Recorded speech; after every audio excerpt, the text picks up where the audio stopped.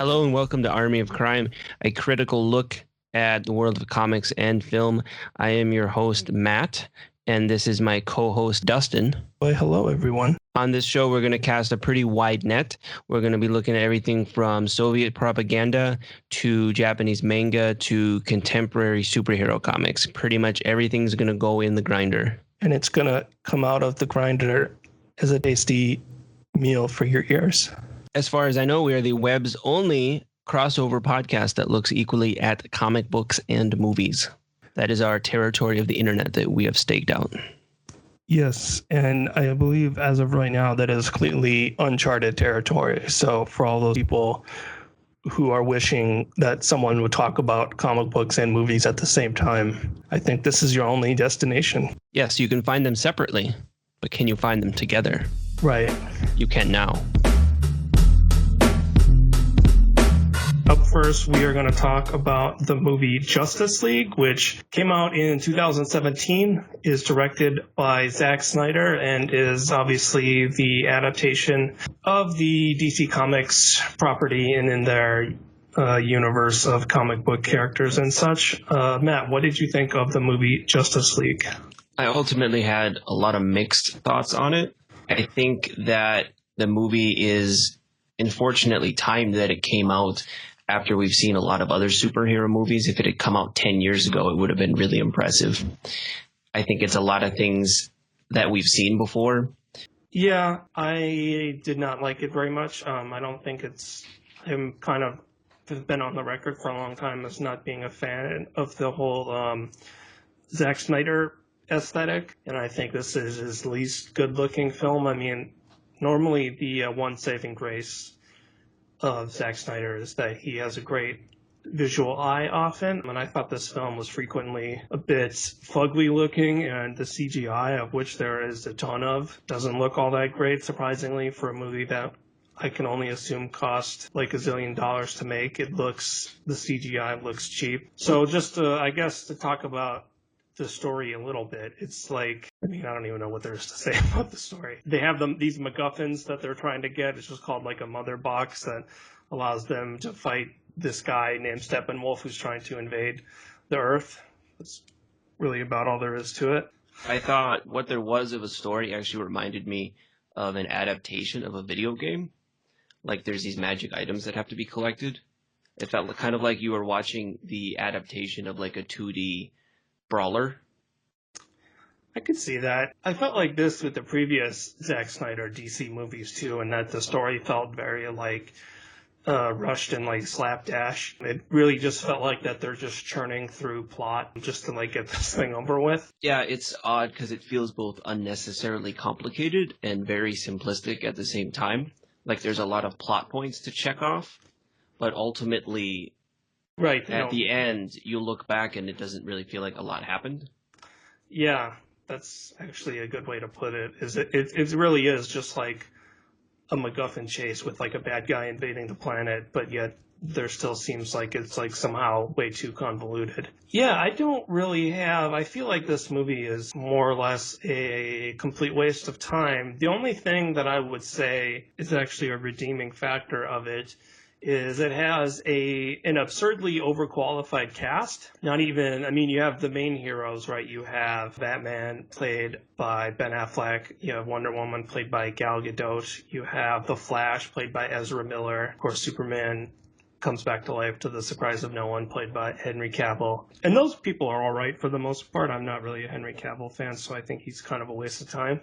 But then you have these like bit parts of like Amy Adams as Lois Lane, and she's in like 2 scenes, and you have Diane Lane as Superman's mom, and she's in like 2 scenes, and J.K. Simmons as Commissioner Gordon, and Jeremy Irons as Alfred. It's really, I guess, one of the possible benefits of making a $1 zillion film like this is that you can afford to like hire out amazing actors to record pointless dialogue in like 1 or 2 scenes. So I feel like if there is something that is a reason to recommend this film, it's just to watch an amazing group of actors talk around the story and this like dialogue that is rather painful to the ear for the most part. Yeah, I really didn't have a problem with any of the actors. Probably my two favorite set pieces in the movie was actually the opening scene with Wonder Woman in I think it's a bank robbery or a terrorist Yes. attack in a bank. And I thought that was actually a worthwhile scene. So you actually start the movie on a little bit of a strong note. I mean, the payoff really isn't there, but I thought that was a good set piece. And actually the fight where they're under under Gotham Harbor, I believe, that was an okay set piece. It wasn't just like a knockdown brawl. They're kind of in this tunnel. Batman has a robot with machine guns on it or something. Yeah. So I I don't think the it was. beginning of the film, isn't it actually Batman's like sitting on a rooftop? Oh yes, you're right. The actual beginning, right? So that's not the opening I scene. feel like that scene immediately put me on edge because, I mean, it's like two people standing on a roof having a conversation, and it looks like some kind of like video game cutscene because it has this really like obvious like CGI going on, and immediately like hitting the ground running with getting their plot up to speed. Yeah, I wouldn't recommend that scene. No, so the scene, I think those were the two set pieces I had ended up with a positive impression of. Was the Wonder Woman one, and then the actual fight under Gotham Harbor I thought was kind of cool. But if you look at the final battle, which is, I believe, takes place literally in the middle of nowhere. I think they're in Siberia.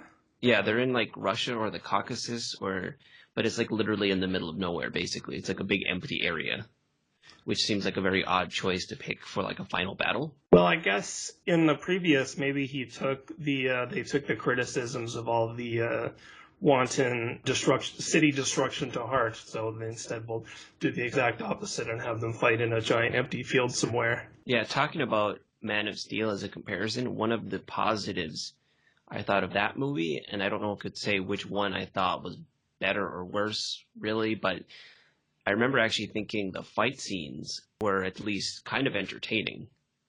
There was a level of, professionalism to the fight between Superman and the other Kryptonians. I don't even think you get that here, really. Yeah, I know what you mean. I mean, the novelty of those fight scenes is you had these people like coming at each other with like super speed. And I know I saw people even compare it to like a really big budget version of like Dragon Ball Z, which I think is kind of apt. But for the most part, I don't know though. Maybe it's just because there's a little of that, but we've seen it before. But I felt like most of the action sequences in this film, like especially one scene that I felt, there's a part where Steppenwolf, who's the bad guy, if you know your DC Comics New Gods characters, he's like a lieutenant of Darkseid, who I believe they teased in Batman vs Superman as like the big bad of the series, I guess. In Justice League, Steppenwolf invades the Amazons island, Themyscira. And there's like an extended fight scene that again happens like in a giant blank plane somewhere where he's like fighting all these Amazons. And you do get a cameo from Wonder Woman of the Wonder Woman's mom. But again, it just felt like pointless digital bullet that had no weight and didn't really feel like meaningful in any way. And again, yeah, it's taking place in like a giant empty field, and it's all just like these digital figures tumbling around each other, I guess. I feel like there's more you could say about Steppenwolf, and it's probably not great. I mean, he's kind of C-list character, even by the standards of the New Gods, who are sort of lesser-known characters to begin with. The first time you see Steppenwolf in a comic book, he's like drinking a giant thing of mead out of a horn, and he has a giant mustache. Which is to say that in the comic book, he actually at least like looks kind of cool, whereas in the movie, he looks like some digital character who's made out of like mashed potatoes or something. It looks very, very, very generic. Like there's really no character design there. Yeah, I'm sort of baffled as to why it seems like it's almost like a level of self-parody as far as like superhero movies having forgettable characters. They just didn't seem to put a lot of effort into it. It really does seem like who we're going to use and what they're going to look like. Yeah, he made me think.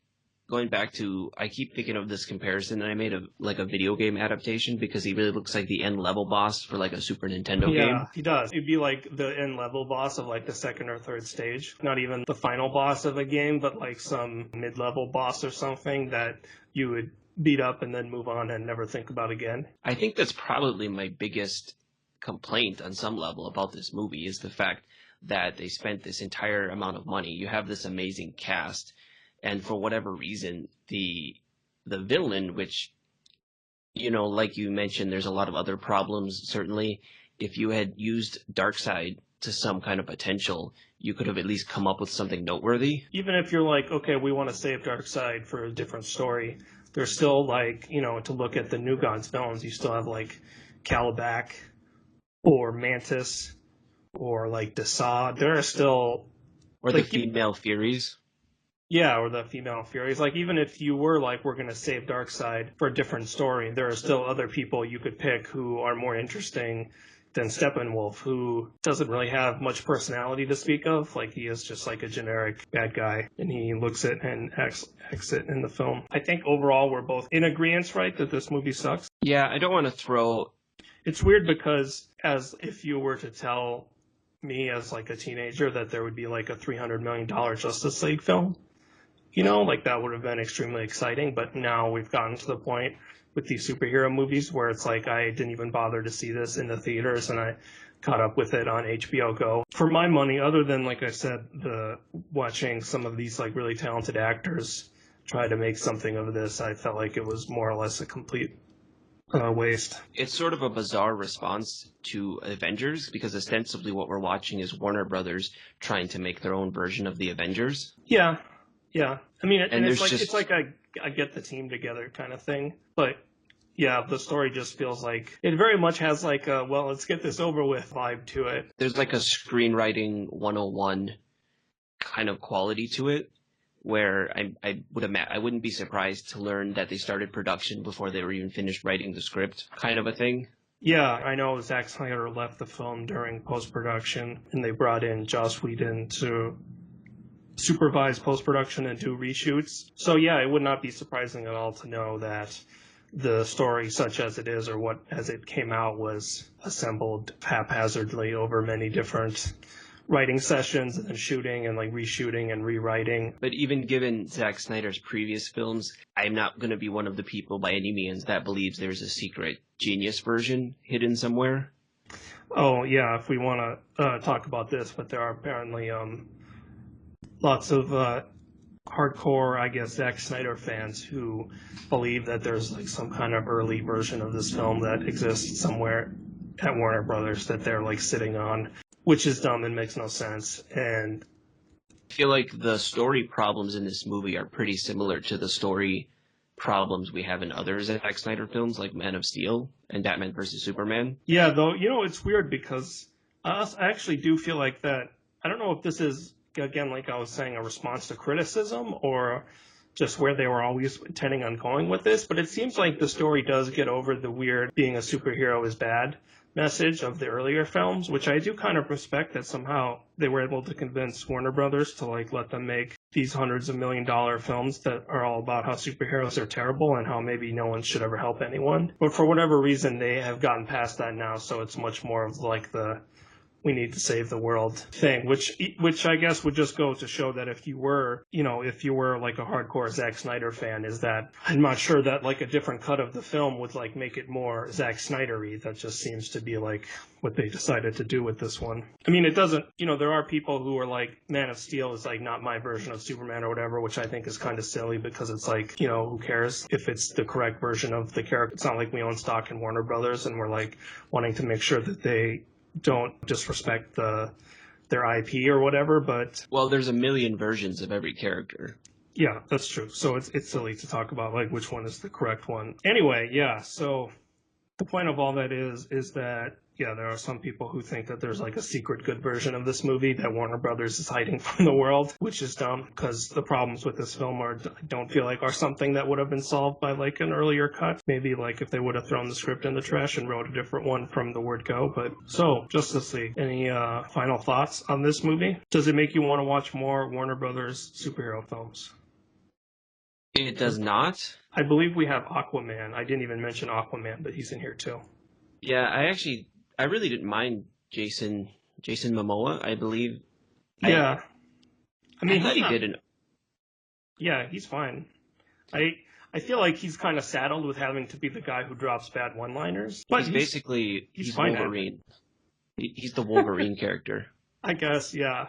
But, like, it's not really none of the actors' fault, because they're all, like, standing against a green backdrop talking to tennis balls, doing the best that they can. Yeah, like I said, I didn't watch this in theaters. I watched it on HBO Go. And other than maybe, like, Wonder Woman 2, I don't feel like I would have any interest in watching any more of these things. The only character I thought might be interesting on their own was actually Cyborg, who is also the only character that justifiably has some kind of pathos going on. Yeah. I assume there's a Cyborg movie in the works?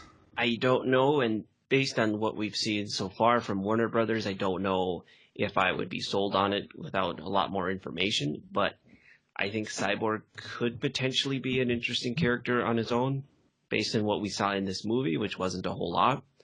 I don't know if I would bother seeing Aquaman based on what we saw in here, although, like I said, it's not really a complaint against the actor. Yeah, it's not their fault. Yeah, overall, I would say it really doesn't leave you with much. Like I said, there's a couple positives. It just kind of is a big wasted opportunity. Like I said, I think if this had come out, 10 years ago or something, you could have coasted just on some of the spectacle. But it's been done so much better, so many other ways.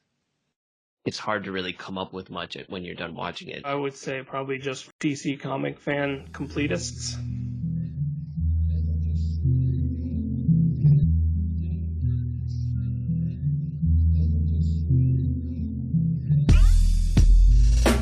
We're going to talk about a comic series called The First Kingdom.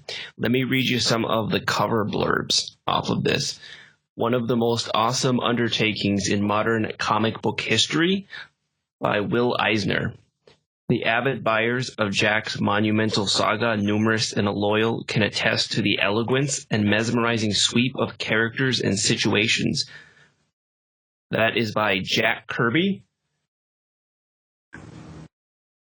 By Jerry Siegel, co-creator of Superman, we have Like Seeing Glimpses of a Dream World depicted by an artist with remarkable creative vision. An atomic reactor overloading to a dangerous intensity, a masterpiece.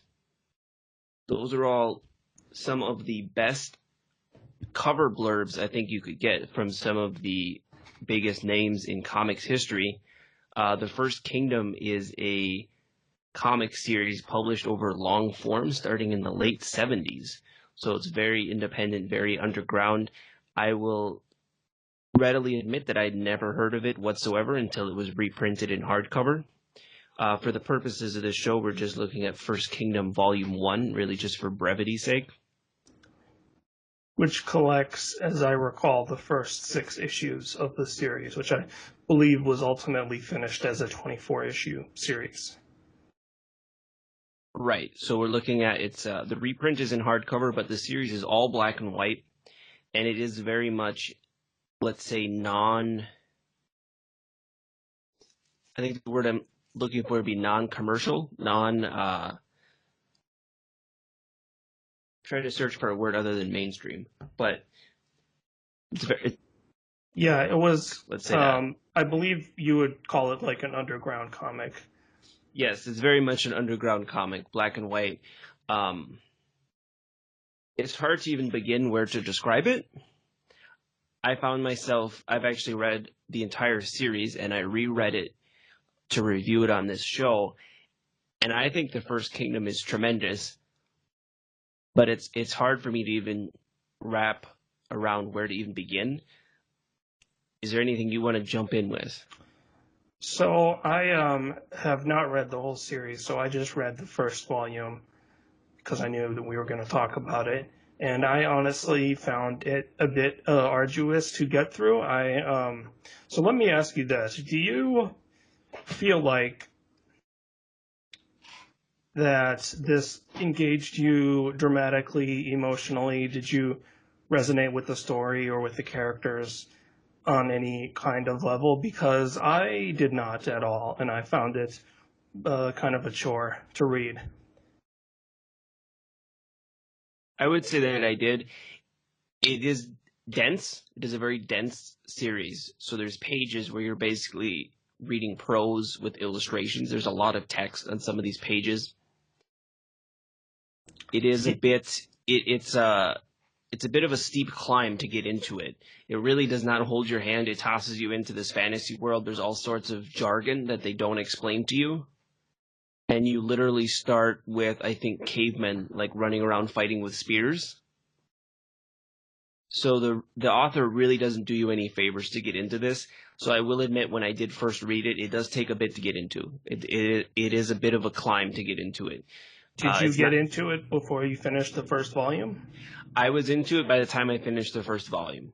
So I read the first volume, and then I went and found the other ones once I had finished it. It does take a little while to get going.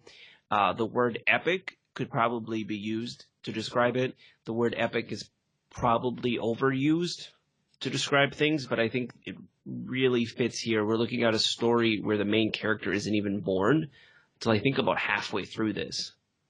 So we're looking at a multi-generational storyline involving separate kingdoms over an entire planet, as well as things going on in outer space.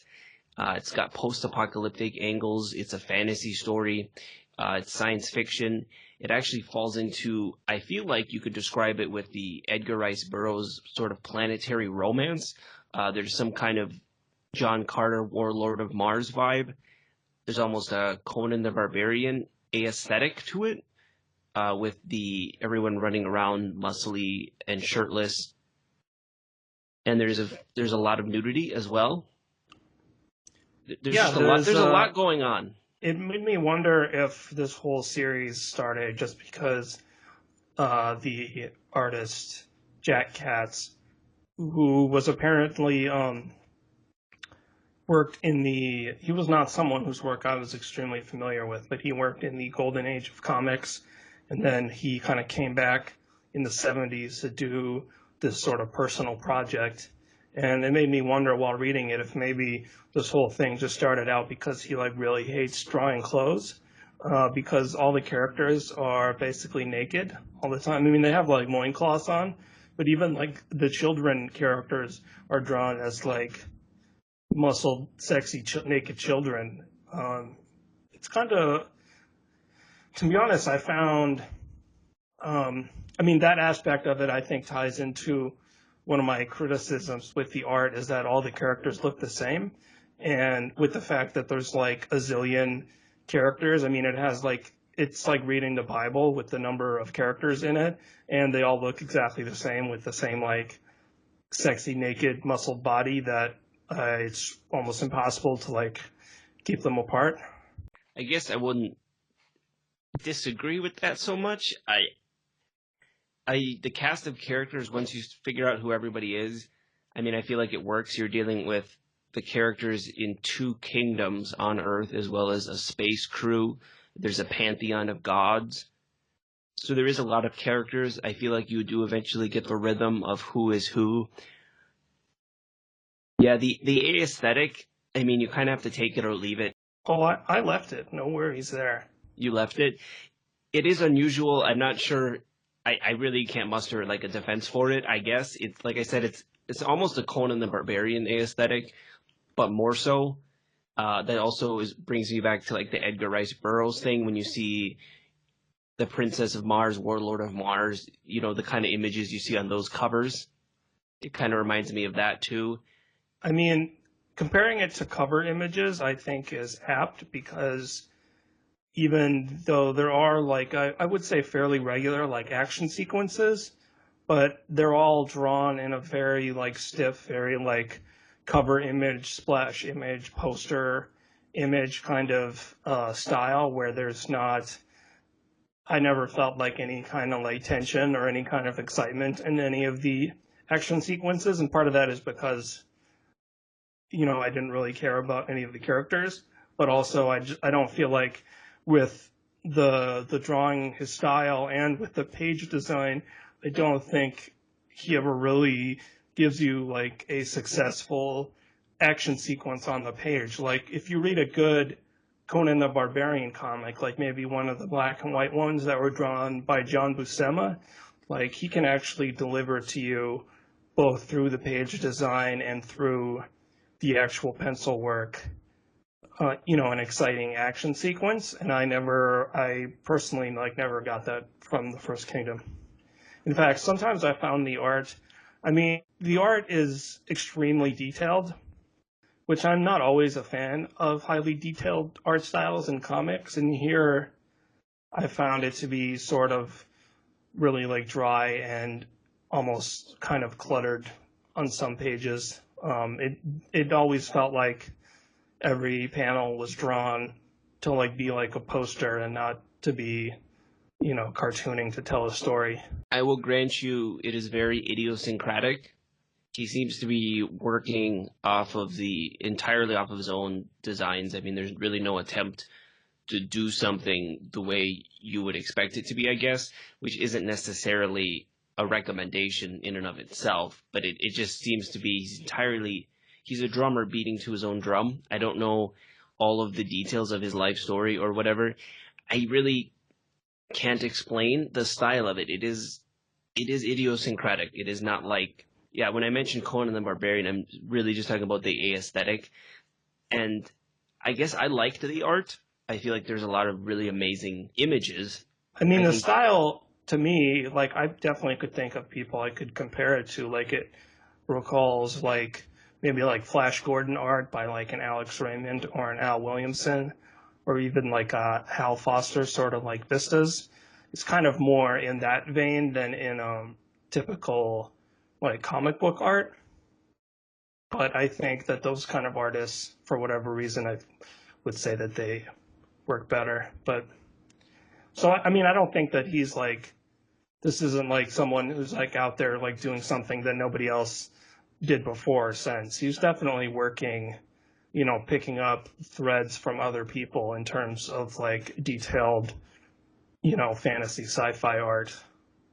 That's true. And it's interesting you mentioned Hal Foster. If you read the interview that comes with the book, I don't know if you did, but he mentions Hal Foster as basically his model or his ideal, like Okay. Hal Foster and Prince Valiant. And I believe the other one he mentions is the Tarzan strips as being like the two like models, or the two like the things that he thinks are the best. That's an interview with Jack Katz. I believe that is in the first volume, yeah, the interview with Jack Katz, and I think he cites those two things as sort of his main inspiration or his main examples of things done very well. Yeah, it's definitely, you can tell that from looking at it. But I feel like it strikes me as a situation where someone who worked in like mainstream corporate entertainment then gets a chance to sort of like do their own thing without the, constraints of like marketability. So they dig deep and deliver this. Okay, so we're on a sharp disagreement over the stylistic elements of it. I think that's fair to say. I get what you're saying about the art and the aesthetic, the design. It kind of grew on me. It is hard to get into. You have to kind of dedicate yourself, because if you just read the first couple pages, it's not very accessible. But I did feel like it grew on me. I like the tone that it kind of builds. There's this epic story. It almost reminded me of like Jack Kirby in the Fourth World, where you have this whole pantheon of gods that are interacting with humans. I mean, it makes me think of Greek mythology, things like Star Wars, like epic sci-fi. I just feel like there's a lot going on thematically, and it reminds me of, I think it's very much a product of the Cold War, because there's this, there's the dueling kingdoms, and there's the question of whether humanity can successfully build something without also destroying themselves. It makes me think of, there's a quote from, I believe, the H.G. Wells novel Food of the Gods, where he says, if humanity can find a way to not destroy itself, its destiny is in the stars. Because the whole thing is the idea, I think the central question seems to be, is humanity trapped in like these cyclical patterns, or can it break out? And the cyclical pattern seems to lead to total destruction and then like rebuilding. Right. So those are the parts that I found interesting, and I won't go into things in the other volumes. I will say the first volume had me interested enough that I read the other ones. It goes into more detail on all kinds of things. I mean, you're getting this epic story where there's these individuals fighting over their kingdoms in a sort of a small scale, and there's a larger scale story with the gods. And then there's the science fiction angle where they're in space, and it very much has the golden age. They're wearing the bubble helmets and the whole thing. And no pants. Right, in space, yeah. You know, it's interesting that you mentioned Jack Kirby's The New Gods because I feel like one of the reasons why The New Gods is maybe so much more successful than this is because having to work for DC Comics, Jack Kirby was sort of forced to, fit his story into the template of like superhero action comics. And I think maybe that constraint forced it to deliver something that had consistent, like, dramatic beats and like a story structure that would keep you involved. Whereas I often felt like this was just like someone explaining to me in great painstaking detail the background of his like fantasy universe that he invented. Yeah, there's something to be said for, since I made that comparison to the momentum of the New Gods, there's a lot of energy there. I think the god figures in this are a little more interesting because they're less, I mean, not that they're more interesting than the Fourth World, but one of the interesting things about them is they are more amoral or sort of neutral morally, which makes me think of Greek mythology, where the god characters can be sort of capricious. I get what you're saying with the story beats and everything. It is idiosyncratic. I don't know. I can't justify it. There are times where he actually sets up situations and then resolves them in the captions instead of showing you the results. And there are times where characters will speak and he just tells you what they say in the caption instead of giving them word balloons. I don't know why that is. It's a stylistic choice. I can't really explain it. There are also times where he'll like repeat information in narration boxes that's in dialogue. Like, it has way too much narration. It like feels like every box on every panel is just like explaining what's happening rather than like showing you. It's very much like a tell instead of a show sort of situation. I wondered while reading it if it was him trying to condense something that was much longer in some kind of initial first draft. Because in theory, if you were to stretch it all out and get rid of the narration, you could tell the same story. It would actually probably be even longer. And I don't know if this is him attempting to give you like the shortened version just so it can be finished. That's just a working thought. Maybe, yeah, I don't know. We'll say that I am definitely not planning on reading the other volumes. If I knew we weren't going to talk about it, I would not have finished this one. I felt like it was sort of a boondoggle. I don't disagree with what you're saying. The style of it, the format, the structure is very idiosyncratic. It is dense. There is a lot of narration. It is not a fast-moving story with a lot of momentum. It's almost like reading a historical text of some faraway planet. But I think thematically, once it finds its feet, it gets very interesting. The question of cyclical history of humanity, acting out these patterns, the interplay between these god figures, the science fiction elements, the fantasy elements, the post-apocalyptic elements. I feel like it works. It's probably not for everyone, as we've just learned. I feel like it works. I feel like it's justified. I read it.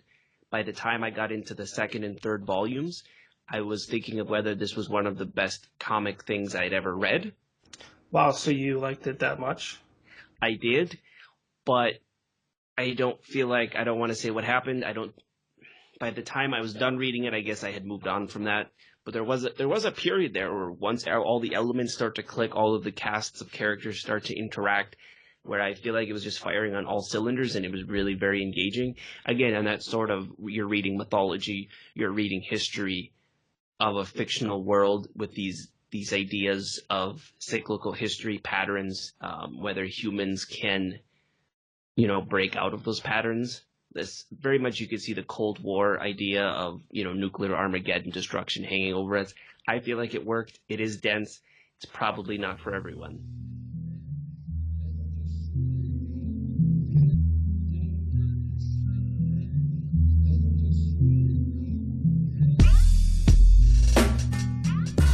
For recommendations this week, I'm just going to go ahead and recommend The First Kingdom. At least volumes 1 through 4 were made together, and then 5 and 6 made later. I think First Kingdom volume 1 through 4, I think it's worth reading. There's a lot going on. That's my recommendation, First Kingdom volume 1 through 4.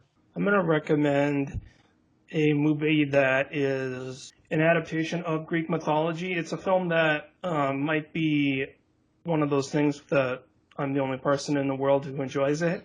but it is the film Immortals from 2011. It's a Tarsem Singh film starring Henry Cavill and Frida Pinto and Mickey Rourke.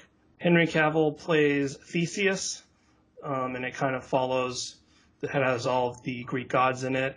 Zeus, Athena, Poseidon are all in it, and it has these really interesting kind of spiky fantasy designs for all of the characters, and it has really sort of unique action sequences involving the gods, where it's like the gods are moving at like in like fast motion, like hitting, like fighting people and just like showing off like how powerful they are. And Mickey Rourke is the villain, is King Hyperion. And he has this really like interesting and bizarre costume. It has the Minotaur in it. It's a really kind of like bizarre interpretation of Greek mythology that's really interesting visually. I'm not a huge fan of like Henry Cavill's the lead character, and we talked about him when talking about Justice League. I don't really think he's much of an actor, so I wouldn't recommend it for him. But it's an adaptation of the, loose adaptation of the Greek myths of Theseus and the Minotaur, and it's amazing to look at. It's really fascinating visually, and it has a lot of really striking choices and some striking action sequences. And it was a film that kind of came and went that not a lot of people saw, but I would recommend it if you are into mythology.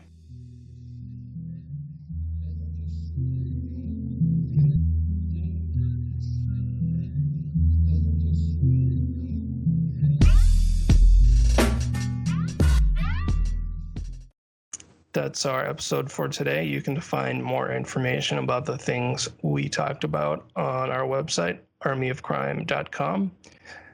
You can find us on Twitter and yell at us if you want. Matt is on Twitter at armyofcrime, and I'm on Twitter at Dustin44444. Yes, it's a stupid handle, I know. I think that's all we have. Goodbye, everyone. Goodbye. Stay alive out there.